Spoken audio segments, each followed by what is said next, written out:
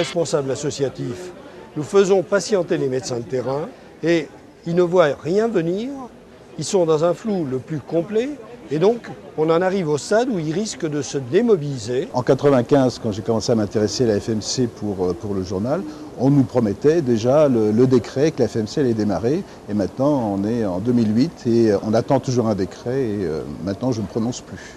Depuis 1992, Bernard Kouchner était encore ministre. Je me rappelle d'un déjeuner du MEDEC où on a longuement parlé de ça. On a cru que ça y est, les décrets allaient sortir. C'était donc en 1992. Nous sommes en 2008, alors les décrets sont sortis. Je ne sais pas s'ils sont tous sortis, mais je trouve que ça avance extrêmement lentement.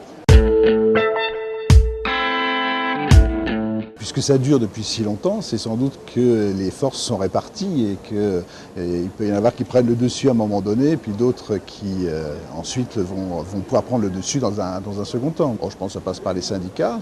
Il y a peut-être aussi les associations de FMC qui, entre elles, essaient d'avoir leur part du gâteau.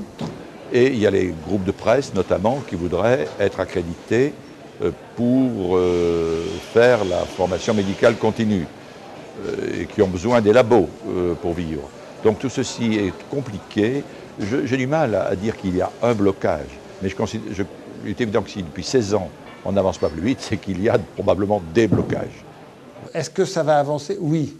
Roselyne Bachelot a probablement plein de fer au feu et probablement pousse un peu moins directement la conclusion de cette affaire de FMC que le ministre précédent ne le faisait. Mais pourquoi? Pour une seule chose. Quel est le problème du financement? Il n'y a pas de budget prévu. Donc le problème va se limiter dans la réflexion, à savoir si un jour les médecins devront payer eux-mêmes leur formation médicale continue et leur évaluation des pratiques. Le problème, il est là. C'est nul. Et ça ne sert à rien, puisque de toute façon, les médecins qui ne se forment pas, on ne les voit jamais. Donc c'est toujours les mêmes qui se forment. Le système de points, c'est effectivement quelque chose qui m'a toujours un peu heurté, parce qu'on a passé l'âge d'avoir des points.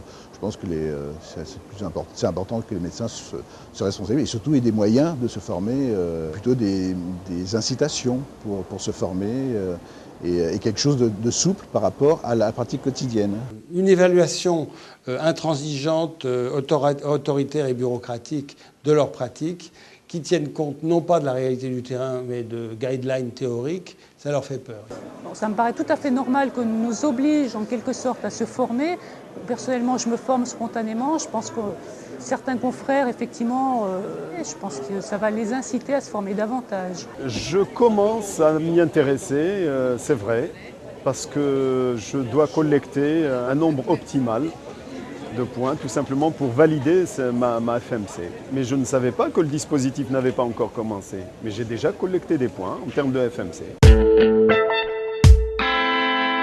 Je pense que l'avenir de la FMC passe beaucoup par Internet.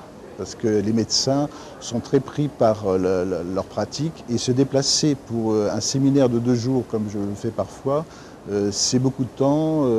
Je pense qu'Internet est extraordinaire en matière de formation continue, puisque tout un chacun peut chez lui tranquillement se former à 23 heures. Internet, j'aime pas trop, mais je m'y mets par obligation. Je pense que ce sera un excellent vecteur de formation continue, dans la mesure où les sites sont effectivement certifiés, mais bon, le HON Code permet maintenant aux internautes de s'y repérer. Et là, je m'y mets parce qu'il faut que je me mette au point. Mais bon, j'y suis obligé parce que tous les confrères et les consoeurs, quand on parle de thèmes dans le cadre de la FMC, d'emblée, je veux dire, Internet est dit. Donc la e-formation me paraît une voie d'avenir.